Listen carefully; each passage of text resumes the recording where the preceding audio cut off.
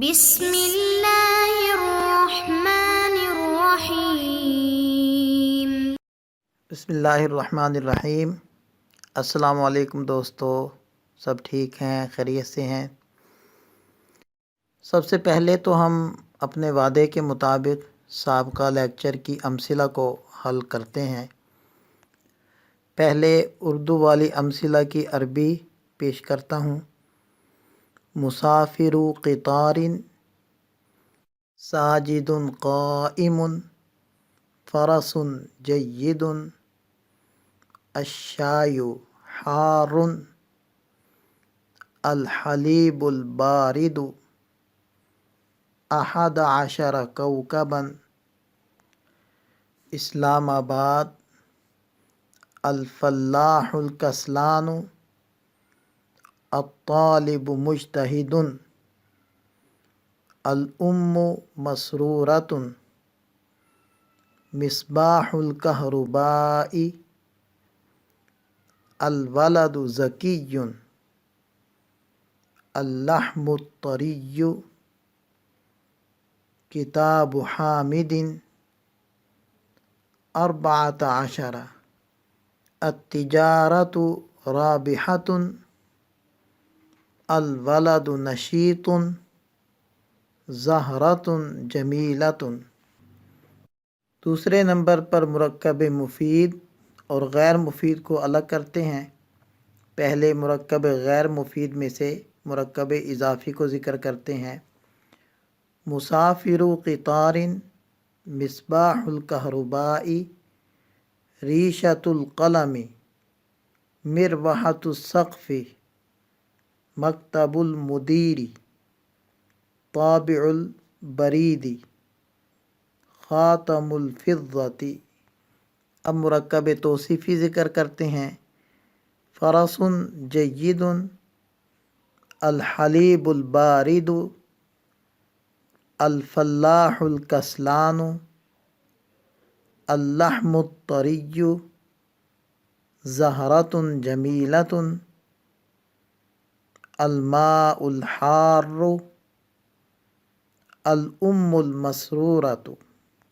اور مرکب بنائی تھے 11 کوكبا، 14، اور منع صرف ہے اسلام آباد۔ اب ایک نظر مرکب مفید کو بھی دیکھ لیں۔ ساجد قائم، الطالب مجتہد، الام مسرورۃ، الولد ذکی، التجارۃ رابحۃ، الولد نشیط، خالد معلم المدرسۃ، التلمیذان کسلانان، الاساتذۃ مجتہدون، الام حزینۃ، البنتان مسرورتان، التلمیذات مجتہدات، اللحم طری، النافذۃ مفتوحۃ، ساجد عالم۔ اب آپ نے جو امثلہ حل کی تھیں ان کو ان امثلہ کے ذریعے سے آپ تطبیق دیں اور اپنے نمبر لگائیں۔ یہاں تک آپ مرکب غیر مفید اور مفید، یعنی جس کو جملہ بھی کہتے ہیں، خوب اچھے سے سمجھ چکے ہیں۔ جملے کئی قسم کے ہم استعمال کرتے ہیں۔ مثلا لاہور پنجاب کا بہت بڑا شہر ہے، زمین ہمارے اوپر ہے، بلی ایک خوبصورت پرندہ ہے، حضرت محمد صلی اللہ علیہ وسلم اللہ کے رسول ہیں، جبریل علیہ السلام ایک بڑے فرشتے ہیں۔ ان جملوں میں سے آپ پہلے، چوتھے اور پانچویں میں میری تصدیق کریں گے اور دوسرے اور تیسرے میں آپ تکذیب کر دیں گے۔ یا میں آپ سے کہوں کہ آپ کے بیٹے نے مسجد کی صفائی کی ہے تو آپ اپنے بیٹے سے پوچھیں گے، اگر واقعتاً اس نے کی ہے تو آپ مجھے کہیں گے کہ آپ نے سچ بولا، اور اگر اس نے نہیں کی آپ مجھے کہیں گے کہ آپ نے سچ نہیں بولا۔ یا آپ کا بیٹا کہتا ہے کہ میں آج پڑھنے نہیں جاؤں گا کیونکہ میں بیمار ہوں، تو آپ اس کو چیک کریں گے۔ اگر وہ واقعتاً بیمار ہے تو آپ کہیں گے کہ آپ نے سچ بولا، آپ سچے ہیں۔ اور اگر وہ واقعتاً بیمار نہیں ہے تو آپ اسے کہیں گے کہ آپ نے سچ نہیں بولا، آپ سچے نہیں ہیں۔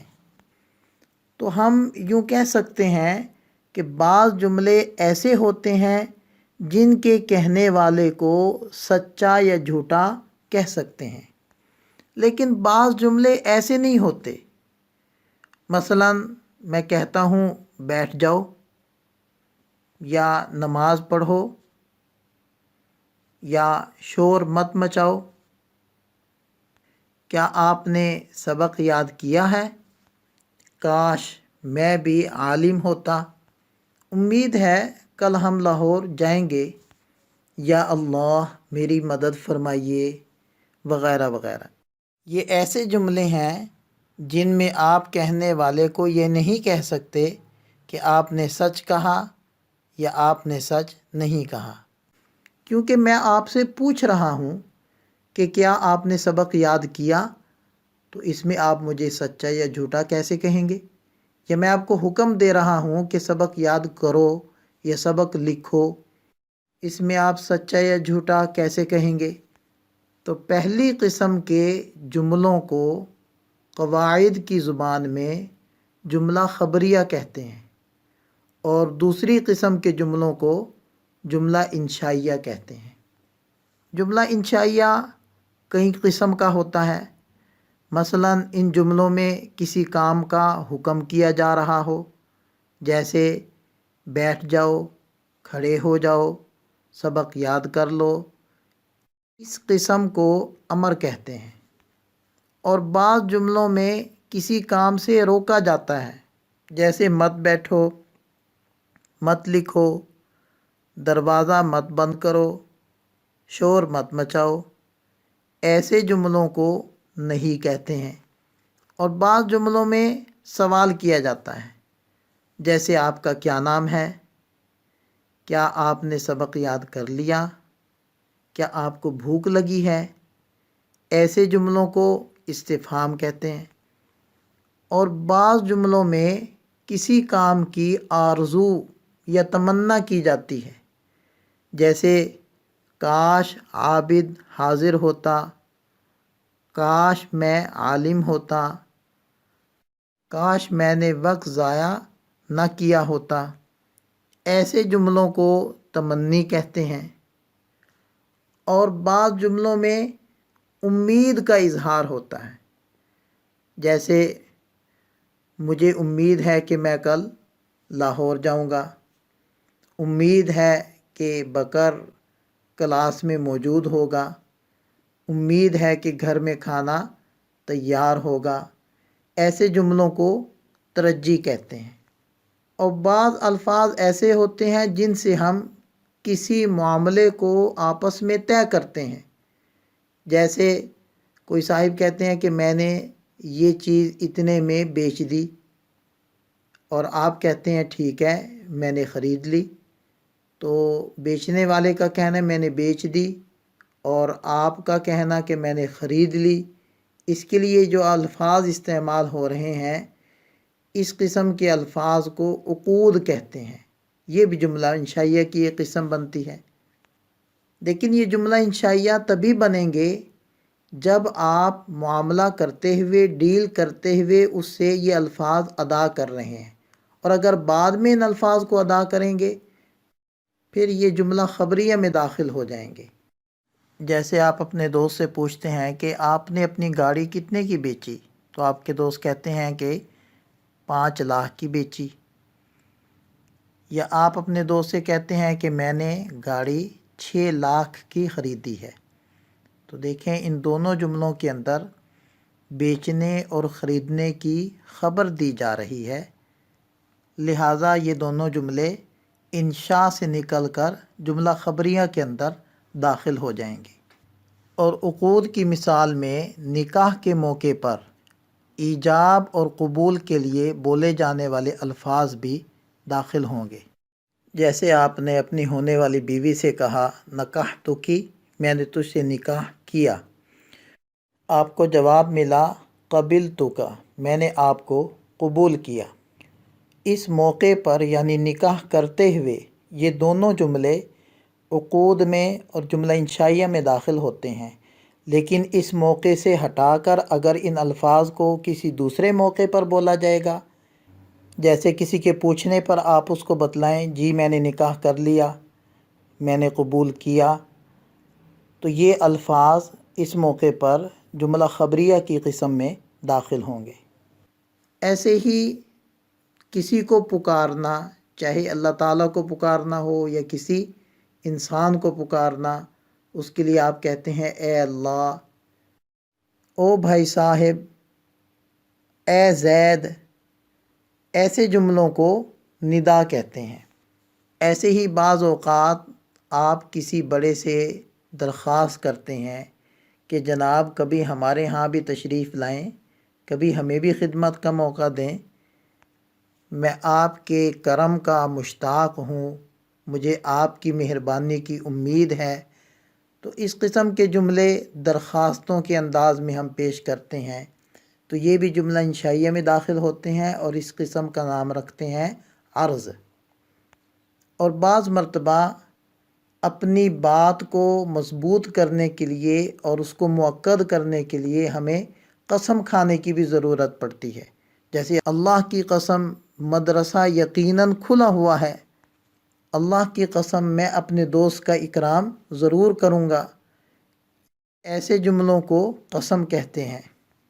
اور بعض مرتبہ ہمیں کسی چیز کے حسن پر تعجب پیش آتا ہے اور ہم تعجب سے کہتے ہیں کہ کیا خوبصورت چیز ہے، کتنی خوبصورت جھیل ہے، کتنا خوبصورت انسان ہے، کتنا خوبصورت پہاڑ ہے، تو اس کو کہتے ہیں تعجب۔ یہ بھی جملہ انشائیہ کی ایک قسم ہے۔ اب میں چند امثلہ پیش کرتا ہوں، ان میں آپ دوستوں نے جملہ خبریہ اور انشائیہ کی کون سی قسم ہے اس کی تعیین کرنی ہوگی۔ اضرب محمد رسول هل قرأ خالد لیت عابدا حاضر لا تلعب اللہ غفور یا اللہ اکتب ما احسن زیدا